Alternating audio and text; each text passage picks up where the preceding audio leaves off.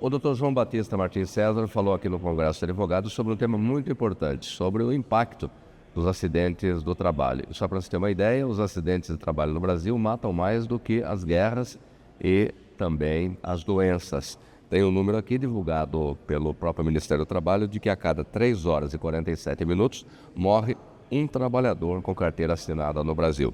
Doutor João Batista, é um quadro grave para um país como o nosso? Sim, é muito grave. Infelizmente, o Brasil ocupa a 3ª posição no ranking mundial de acidentes e mortes por acidentes de trabalho, né? Então, é uma questão social, um flagelo muito grande que tem que haver uma conscientização da sociedade da importância de enfrentar esse tema. E aí tem as doenças relacionadas ao trabalho, como lombalgia, perda auditiva, LER, né?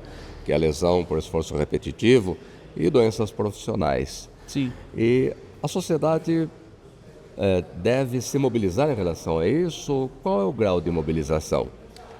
A sociedade precisa se mobilizar em relação a isso, porque a Convenção Internacional do Trabalho até aprovou uma convenção, a 190, que está para ser ratificada no Congresso Nacional, e ela é muito importante, né, que a sociedade faça uma pressão legítima no Congresso Nacional para que aprove essa Convenção Internacional, porque ela traz instrumentos importantes para combater o assédio moral e o assédio sexual no ambiente de trabalho, porque a pressão desenvolvida pelo assédio moral, a produtividade a qualquer custo, né? Sem se importar com a saúde do trabalhador, está levando um número assustador de pessoas com doenças mentais, doenças como depressão, e por isso que já fala que esse vai ser o mal do século. Então a sociedade tem que se organizar para que as pessoas não tenham esse adoecimento mental em razão do trabalho. A pressão no trabalho sempre vai existir, a cobrança por uma melhor produtividade, mas isso tem que ser feito de uma forma que respeite a condição da pessoa humana que está ali, né? A dignidade da pessoa humana que está ali. Então não pode ser um ambiente de trabalho abusivo, sem pausas para ir ao toalete, sem pausas para se alimentar adequadamente, pausas para descanso num trabalho que se realiza em pé, ou cadeiras para a pessoa poder sentar nos intervalos de atendimento ali das pessoas. Um tapete ergonômico ajuda muito na questão ergonômica, né, para preservar a coluna do ser humano. Então, todo esse ambiente aí vai levando ao adoecimento mental desses trabalhadores, e por isso já se fala que essa é a doença do século e que a sociedade tem que ter consciência disso e se organizar para que haja um ambiente de trabalho respeitoso ao ser humano que está ali. Como eu falei, a Convenção 190 da OIT, que o Brasil ainda não ratificou, está no Congresso Nacional, é um instrumento muito importante que a sociedade precisa ter consciência que deve ser aprovado e urgente. No caso dos comerciários, né, a maioria trabalha em pé, é um caso também que merece um foco especial, né? Exatamente, e a pressão nesses trabalhadores é muito grande, cobrança de metas, de vendas, um ambiente de trabalho inadequado, às vezes o gerente... A revelia da cúpula da empresa tem uma postura de assediador, exige metas a qualquer preço.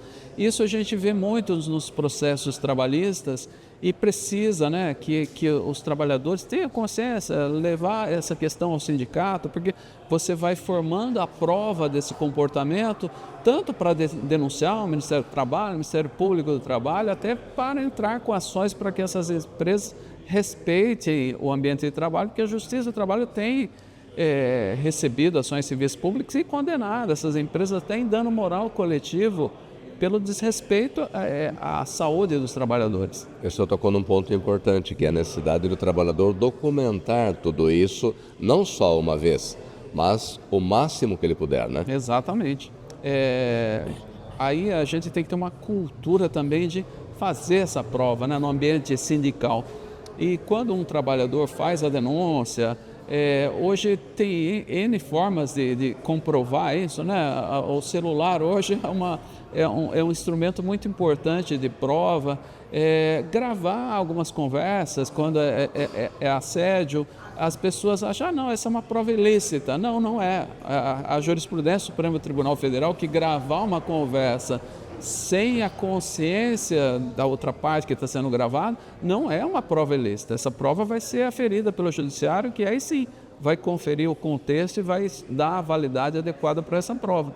Mas o Supremo Tribunal Federal já tem uma jurisprudência tranquila nesse sentido, que essas gravações devem ser consideradas pelo Judiciário, diferentemente de um grampo de ligações telefônicas, que é uma prova ilícita, né? Mas gravar uma conversa sem o conhecimento da outra parte, aí não tem problema.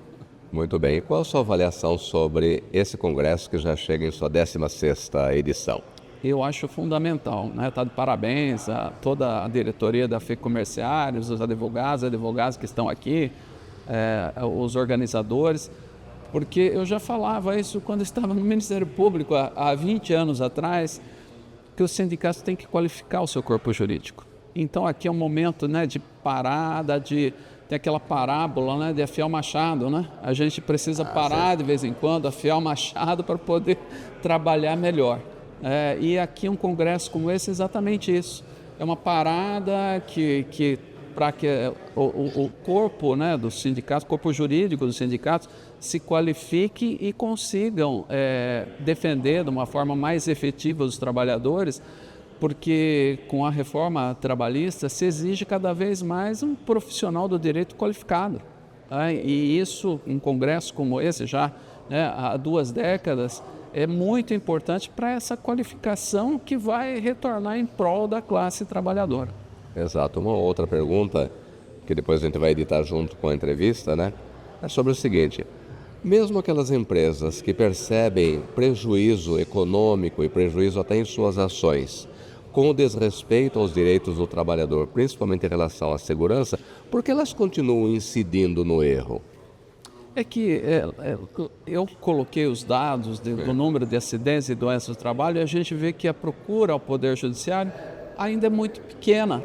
Uma grande parte dos trabalhadores não procuram o Poder Judiciário porque eles têm medo do cadastro negativo de trabalhadores, que ainda existe.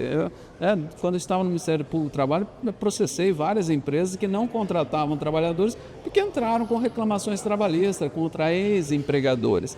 E os trabalhadores têm medo, há uma cultura entre os trabalhadores e um receio, melhor dizendo, de não procurar o Judiciário em razão disso.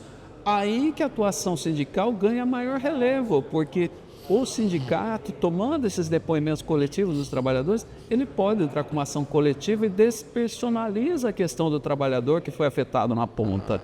Então o sindicato pode entrar com uma ação coletiva e buscar essa melhoria do ambiente de trabalho, que pode ser com um canal de denúncia, porque muitas vezes a cúpula da empresa não está sabendo do assédio que está ocorrendo na empresa. Então, se o sindicato tem uma atuação propositiva, ele consegue que a empresa coloque canais de denúncias e chegue à cúpula da empresa àquele ponto onde está havendo problema e aquela peça seja substituída e tenha um ambiente de trabalho adequado.